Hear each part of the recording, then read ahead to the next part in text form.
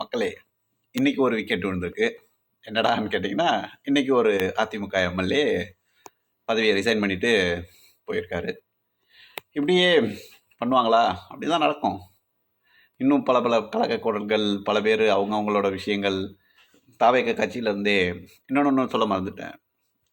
நேற்று விவசாய கடன் தள்ளுபடி அப்படின்னு சொல்லி முதல்வர் விஜய் அவர்கள் அறிவிச்சிருக்காரு. என்ன விவசாய கடன் அப்படின்னு கேட்டிங்கன்னா, தேர்தல் அறிக்கை தெரிஞ்சிருந்தால் தெரியும்.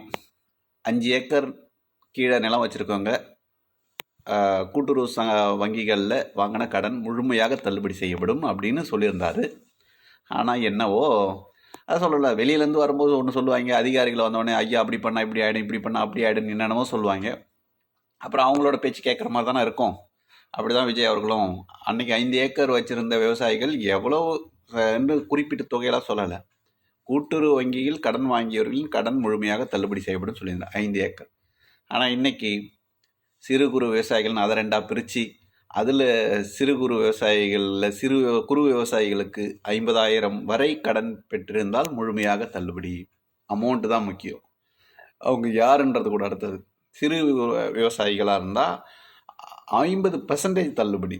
அப்படின்னா அந்த பாருங்கள், வார்த்தைகளில் விளையாட்டு. 50,000 என்பது முழுமையாக தள்ளுபடி, 50% அப்படின்றவங்களுக்கு 25,000 தான் தள்ளுபடி ஆகும்.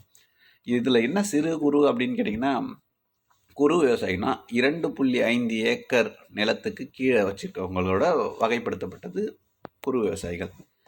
2.5லேருந்து 5 ஏக்கர் வரைக்கும் நிலம் வச்சுருக்கவங்க, இல்லை 1லேருந்து 5 ஏக்கருக்குள்ளே நிலம் வச்சுருக்கவங்க, இல்லை 2.5லேருந்து 5 ஏக்கருக்குள்ளே நிலம் வச்சுருக்கவங்க பேர் சிறு விவசாயிகள். இவர்கள்லாம் 50,000 தான் வாங்கியிருப்பாங்களா அப்படின்னு கேட்டிங்கன்னா, அதெல்லாம் அதை விட அதிகமாக வாங்கியிருக்கலாம். பட் இது ஒரு நல்ல இனிஷியேஷனான்னு கேட்டிங்கன்னா, அதை சொல்லணும்ல, பசியில் கிடந்தவனுக்கு 10 ரூபான்ற மாதிரி ஏதோ செஞ்சுருக்காப்புல. அதுக்கு சில பல தலைவர்கள் அறிக்கை விட்டுருக்காங்க, நல்ல திட்டம், வரவேற்கக்கூடியது தான், ஆனாலும் இன்னும் கொஞ்சம் கன்சிடர் பண்ணலாம் அப்படின்ற மாதிரி கேட்டிருக்காங்க. அண்டு விவசாயிகளும், விவசாய சங்கத்தில் இருக்கிறவங்க யாரும் கண்டிப்பாக இதெல்லாம் எங்களுக்கு அதிருப்தி அளிக்குதுன்னு தான் சொல்லியிருக்காங்க.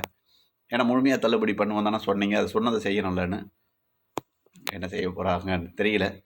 ஆனால் எதுவாக இருந்தாலும் ரொம்ப அதிகமாக எக்ஸ்பெக்ட் பண்ணுறோமோ, அதாவது ஏதோ நேற்று ஆட்சி கொடுத்து அவருக்கு 4 அடுத்த மாதத்தோட அவர் ஆட்சி முடியுது, சீக்கிரம் பண்ணுங்கன்ற மாதிரி நம்ம கேட்குறோமா இல்லை அவங்க பண்ணுறாங்களான்னு தெரியல. நீங்கள் யோசிச்சு பாருங்களேன், எதுக்கு இவ்வளோ அவசரம்? இந்த விவசாய கடன் தள்ளுபடி பண்ணது சொல்லியிருக்கீங்க, இன்னும் நீங்கள் பட்ஜெட் தாக்கல் பண்ணலை. பட்ஜெட் தாக்கல் பண்ணலாம், அதுக்கான சோர்ஸஸ்லாம் கலெக்ட் பண்ணிவிட்டு சொல்லலாம். என்னமோ நேற்று பதவியேற்று இந்த 25 நாளுக்குள்ளே எல்லாமே முடிக்கணும்னு யார் சொன்னான்னு தெரியல. எல்லாம் அப்படி வேகமாக போய்கிட்டு இருக்கு.